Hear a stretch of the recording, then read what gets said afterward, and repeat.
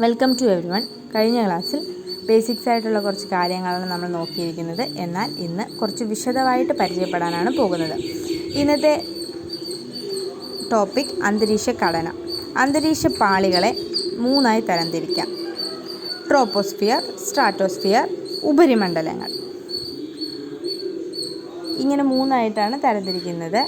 ഈ ട്രോപ്പോസ്ഫിയർ, ആദ്യം നമ്മൾ ട്രോപ്പോസ്ഫിയർ എന്താണെന്ന് നോക്കാം. അൾട്രാവയലറ്റ് രശ്മികൾ മൂലം താപനില വർദ്ധിക്കുന്ന മണ്ഡലമാണ് ട്രോപ്പോസ്ഫിയർ. നമ്മൾ കഴിഞ്ഞ ക്ലാസ്സിൽ അൾട്രാവയലറ്റ് രശ്മികൾ എന്താണ് നമ്മുടെ അന്തരീക്ഷത്തിൽ ചെലുത്തുന്നത് എന്ന് നമ്മൾ പഠിച്ചിരുന്നു. അപ്പം ഈ ട്രോപ്പോസ്ഫിയറിലാണ് അൾട്രാവയലറ്റ് രശ്മികൾ മൂലം താപനില വർദ്ധിക്കുന്നു. അങ്ങനെ വർദ്ധിക്കുന്ന മണ്ഡലമാണ് ട്രോപ്പോസ്ഫിയർ. ഏറ്റവും താഴ്ന്ന പാളിയാണ് ഈ ട്രോപ്പോസ്ഫിയർ. ഇതിൻ്റെ നീളം നോക്കിക്കഴിഞ്ഞാൽ 8 മുതൽ 18 കിലോമീറ്റർ വരെയാണ് ഇതിൻ്റെ നീളം. എല്ലാ കാലാവസ്ഥാ വ്യതിയാനങ്ങളും ഇവിടെ സംഭവിക്കുന്നു. എല്ലാ പാളികളിലും അങ്ങനെ സംഭവിക്കുന്നില്ല. എന്നാൽ ഈ ട്രോപ്പോസ്ഫിയറിൽ എല്ലാ കാലാവസ്ഥാ വ്യതിയാനങ്ങളും സംഭവിക്കുന്നു. ഇതിൻ്റെ ഒരു പ്രത്യേകത എന്ന് വെച്ച് കഴിഞ്ഞാൽ 80% ട്രോപ്പോസ്ഫിയറാണ് 80% അന്തരീക്ഷത്തിൽ കാണപ്പെടുന്നത്. ഇനി ഒരു മെയിനായിട്ടുള്ള കാര്യം, ഇതിന് മുകളിലോട്ട് പോകുന്തോറും താപനില കുറയുന്നു. നിങ്ങൾ ശ്രദ്ധിക്കണം, ഓരോ പാളിയിലും ഈ താപനിലയുടെ സവിശേഷത പറയുന്നുണ്ട്. അതിൽ ട്രോപ്പോസ്ഫിയറിൽ മുകളിലോട്ട് പോകുന്തോറും താപനില കുറയുന്നു. ഇനി അടുത്തത് സ്ട്രാറ്റോസ്ഫിയർ. എന്താണ് സ്ട്രാറ്റോസ്ഫിയർ? ഏറ്റവും താഴ്ന്ന രണ്ടാമത്തെ പാളിയാണ് ഈ സ്ട്രാറ്റോസ്ഫിയർ. ഈ സ്ട്രാറ്റോസ്ഫിയർ എന്ന് പറയുന്നത് ട്രോപ്പോസ്ഫിയറിന് മുകളിലാണ്. ഈ ട്രോപ്പോസ്ഫിയറിന് മുകളിലാണ് ഈ സ്ട്രാറ്റോസ്ഫിയർ കാണപ്പെടുന്നത്. ഇനി ട്രോപ്പോസ്ഫിയറിനെയും സ്ട്രാറ്റോസ്ഫിയറിനെയും ഇത് വിഭജിക്കുന്നു. എന്താണ് ട്രോപ്പോപാസ് എന്ന് വെച്ചാൽ, ഈ ട്രോപ്പോപാസിനെയും അതുപോലെ തന്നെ സ്ട്രാറ്റോപാസ് എന്ന് പറയുന്ന ഒരെണ്ണമുണ്ട്, ട്രോപ്പോപാസ് ഉണ്ട്, മിസോപാസ് ഉണ്ട്. അതൊക്കെ ഇതിൻ്റെ ഉപരിപാളികളെന്ന് വേണമെങ്കിൽ പറയാം. ഈ ട്രോപ്പോപാസ് എന്ന് പറയുന്ന പാളി ട്രോപ്പോസ്ഫിയറിനെയും സ്ട്രാറ്റോസ്ഫിയറിനെയും വിഭജിക്കുന്നു. ഇനി നമ്മൾ പറഞ്ഞതുപോലെ കഴിഞ്ഞ ട്രോപ്പോസ്ഫിയറിൽ പറഞ്ഞു ഇതിന് മുകളിൽ പോകുന്തോറും ഇതിൻ്റെ താപനില കുറയുന്നു എന്ന്. എന്നാൽ ഇവിടെയാണെങ്കിലോ മുകളിൽ പോകുന്തോറും താപനില വർദ്ധിക്കുന്നു, ട്രോപ്പോസ്ഫിയറിൽ വർദ്ധിക്കുന്നു. ഇത് നമ്മൾ നോക്കിക്കഴിഞ്ഞാൽ 20 മുതൽ 50 കിലോമീറ്റർ ഈ അന്തരീക്ഷത്തിൽ ട്രോപ്പോസ്ഫിയറിൽ 20 മുതൽ 50 കിലോമീറ്റർ അകലെയാണ് ഓസോൺ പാളി കാണപ്പെടുന്നത്. അതുപോലെ തന്നെ ഇവിടാണ് ഈ ജെറ്റൊക്കെ പോകാനുള്ള പാളിയാണ് ഈ സ്ട്രാറ്റോസ്ഫിയർ. ഇവിടെ പോകുമ്പോഴാണ് ജെറ്റ് കംഫർട്ടബിളായിട്ട് പോകുന്നത്. അടുത്തത് സ്ട്രാറ്റോസ്ഫിയറിനെയും മിസോസ്ഫിയറിനെയും വിഭജിക്കുന്നു. നമ്മൾ പറഞ്ഞു ആദ്യം ട്രോപ്പോപാസ് എന്താണ്? ട്രോപ്പോസ്ഫിയറിനെയും സ്ട്രാറ്റോസ്ഫിയറിനെയും വിഭജിക്കുന്നു. എന്നാൽ സ്ട്രാറ്റോസ്ഫിയറിനെയും മിസോസ്ഫിയറിനെയും വിഭജിക്കുന്നു. അടുത്തതാണ് ഉപരിമണ്ഡലങ്ങൾ. എന്താണ് ഉപരിമണ്ഡലങ്ങൾ? ഉപരിമണ്ഡലങ്ങൾ എന്ന് പറയുമ്പോൾ രണ്ടുണ്ട്. എന്തൊക്കെയാണ്? Mesosphere, thermosphere. ഉപരിമണ്ഡലങ്ങളിൽ തന്നെ രണ്ടുണ്ട്: മിസോസ്ഫിയർ, തെർമോസ്ഫിയർ.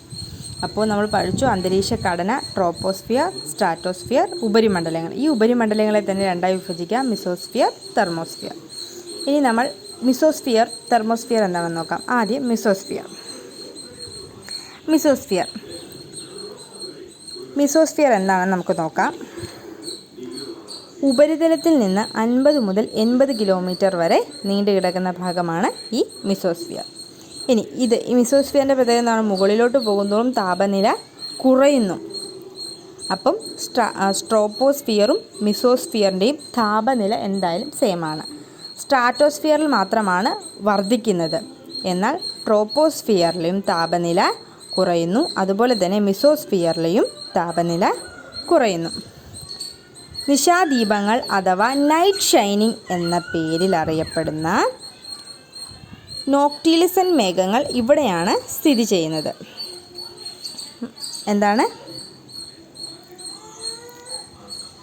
നൈറ്റ് ഷൈനിങ് അഥവാ നിശാദീപങ്ങൾ എന്ന പേരിൽ അറിയപ്പെടുന്ന നോക്ടിലിസൻ മേഘങ്ങളും ഇവിടെയാണ് സ്ഥിതി ചെയ്യുന്നത്. അന്തരീക്ഷത്തിലെ ഉൽക്കകൾ കത്തുന്ന പാളി കൂടിയാണ് ഈ മിസോസ്ഫിയർ. മിസോസ്ഫിയറിനെയും തെർമോസ്ഫിയറിനെയും വിഭജിക്കുന്നു. നമ്മൾ പറഞ്ഞു പാളികളെന്ന് പറയാം, ഇതിൻ്റെ ഉപപാളികൾ എന്ന് വേണമെങ്കിൽ പറയാം. ഈ മിസോപാസും അതുപോലെ തന്നെ ട്രോപ്പോപാസും സ്ട്രാറ്റോപാസും ഒക്കെ. അതുപോലെ തന്നെ ഈ മിസോപാസ് എന്ന് പറയുന്നത് മിസോസ്ഫിയറിനെയും തെർമോസ്ഫിയറിനെയും വിഭജിക്കുന്നു. ഇനി എന്താണ് തെർമോസ്ഫിയർ എന്ന് നോക്കാം. എന്താണ് തെർമോസ്ഫിയർ? തെർമോസ്ഫിയർ ഇത് 80 മുതൽ 400 കിലോമീറ്റർ അകലെയാണ് ഈ പാളി. എന്ന് വെച്ചാൽ തെർമോസ്ഫിയർ എന്ന് പറയുമ്പോൾ നമ്മൾ അവസാനത്തെ പാളിയാണ്. 80 മുതൽ 400 കിലോമീറ്റർ അകലെയാണ് ഈ പാളിയുടെ നീളം. താപനില വർദ്ധിക്കുന്നു എപ്പോൾ? മുകളിലോട്ട് പോകുന്തോറും. അപ്പം നിങ്ങൾ ഒരു പ്രത്യേകത മാത്രം മനസ്സിലാക്കണം. നമ്മൾ പറഞ്ഞു ട്രോപ്പോസ്ഫിയർ മുകളിലോട്ട് പോകുന്തോറും താപനില കുറയുന്നു. സ്ട്രാറ്റോസ്ഫിയറിന് താപനില വർദ്ധിക്കുന്നു. അതുപോലെ തന്നെ മിസോസ്ഫിയറിന് കുറയുന്നു, തെർമോസ്ഫിയറിന് വർദ്ധിക്കുന്നു. ഈ ഒരു വ്യത്യസ്തം നമ്മൾ മനസ്സിലാക്കി വയ്ക്കണം. ഇതിന് മുകളിലുള്ള പാളിയാണ് എക്സോസ്ഫിയർ എന്ന് വിളിക്കുന്നത്. എക്സോസ്ഫിയറാണ് ഇതിന് മുകളിലുള്ള പാളിയെ വിളിക്കുന്നത്. ഇതിൻ്റെ താപനില 2500 ഡിഗ്രി സെൽഷ്യസ് വരെ ഉയരാൻ സാധ്യതയുണ്ട്. ഭൂമിയുടെ ഉപരിതലത്തിൽ നിന്ന് 100 കിലോമീറ്റർ ഉയരത്തിൽ നിന്നാണ് ബഹിരാകാശം ആരംഭിക്കുന്നത്. ഭൂമിയുടെ ഉപരിതലത്തിൽ നിന്ന് 100 കിലോമീറ്റർ ഉയരത്തിൽ നിന്നാണ് ബഹിരാകാശം, അതായത് സ്പേസ് എന്ന് പറയുന്നത്. ഈ ഭൂമിയുടെ ഉപരിതലത്തിൽ നിന്ന് ബഹിരാകാശം ആരംഭിക്കുന്നില്ലേ, അതിലൊരു ബോർഡറുണ്ട്, അതായത് അതിർത്തി. ആ അതിർത്തിയെ പറയുന്ന പേരാണ് കാർമൻ രേഖ. എന്താണ്? കാർമൻ രേഖ. അപ്പം ഈ അന്തരീക്ഷ ഘടന എന്ന് പറയുന്നതിൽ കുറച്ച് വിശദമായിട്ട് നമ്മൾ പഠിച്ചുവെങ്കിലും ഇതുകൂടി പൂർണ്ണവിരാമമല്ല. ഇനിയും ഇതിനെക്കുറിച്ച് കുറേയേറെ കാര്യങ്ങളുണ്ട്. അതിൽ നിന്നും ഞാൻ അരിച്ചെടുത്ത കുറച്ച് കാര്യങ്ങളാണ് നിങ്ങളുമായിട്ട് പറഞ്ഞത്. ഇതിൽ നിന്നും കുറേയേറെ കാര്യങ്ങൾ നമ്മൾ മനസ്സിലാക്കാനുണ്ട്. എന്നാലും ഈ നമ്മൾ പഠിച്ച കാര്യങ്ങൾ വെച്ചുകൊണ്ട് PSCക്ക് ചോദിച്ച കുറച്ച് ചോദ്യങ്ങൾ ഞാൻ നിങ്ങളുമായിട്ട് ചർച്ച ചെയ്യുന്നു. അന്തരീക്ഷത്തെ ഭൂമിയോട് ചേർത്ത് നിർത്തുന്ന ഘടകം എന്താണെന്ന് ചോദിച്ചാൽ പറയണം ഭൂഗുരുത്വാകർഷണം. അന്തരീക്ഷത്തിൽ ഏറ്റവും കൂടുതൽ കാണപ്പെടുന്ന വാതകം എന്താണെന്ന് ചോദിച്ചാൽ നൈട്രജൻ. രണ്ടാമത് അന്തരീക്ഷത്തിൽ ഏറ്റവും കൂടുതൽ കാണപ്പെടുന്ന എന്താണെന്ന് ചോദിച്ചാൽ ഓക്സിജൻ. മൂന്നാമത് അന്തരീക്ഷത്തിൽ ഏറ്റവും കൂടുതൽ കാണപ്പെടുന്ന വാതകം എന്താണെന്ന് ചോദിച്ചാൽ ആർഗൺ. അതുപോലെ തന്നെ ഉൽക്കാപതനത്തിൽ നിന്നും ഭൂമിയെ രക്ഷിക്കുന്നത് ആരാണെന്ന് ചോദിച്ചാൽ അന്തരീക്ഷമാണ്. അന്തരീക്ഷ മർദ്ദം അളക്കാനുള്ള ഉപകരണം ബാരോമീറ്റർ. വെരി ഇമ്പോർട്ടൻ്റ് ആണ്. അന്തരീക്ഷ മർദ്ദം അളക്കാനുള്ള ഉപകരണം ബാരോമീറ്റർ. അതിൻ്റെ യൂണിറ്റ് മില്ലി ബാർ എന്ന് പറയും. അതുപോലെ തന്നെ ബാരോമീറ്റർ കണ്ടുപിടിച്ചത് ആരാണെന്ന് ചോദിച്ചാൽ ടോറിസെല്ലി. അന്തരീക്ഷത്തിൽ ഏറ്റവും ചൂട് കൂടിയ പാളി തെർമോസ്ഫിയറാണ്. ഏറ്റവും കുറവ് ഊഷ്മാവുള്ള പാളി മിസോസ്ഫിയറാണ്. അതുപോലെ തന്നെ ഭൂവൽക്കത്തിൻ്റെ പ്രധാന 2 ഭാഗങ്ങൾ. ഇത് നമ്മൾ ഈ ക്വസ്റ്റ്യൻ ഒന്ന് നിങ്ങൾ ശ്രദ്ധിക്കണം. ഞാൻ കഴിഞ്ഞ ക്ലാസ്സിൽ കുറച്ച് ബേസിക്കായിട്ട് ഭൂവൽക്കം എന്താണ്, ഭൂവൽക്കത്തിൻ്റെ ഘടന എന്താണെന്നൊക്കെ ഞാൻ നിങ്ങളോട് സൂചിപ്പിച്ചിരുന്നു.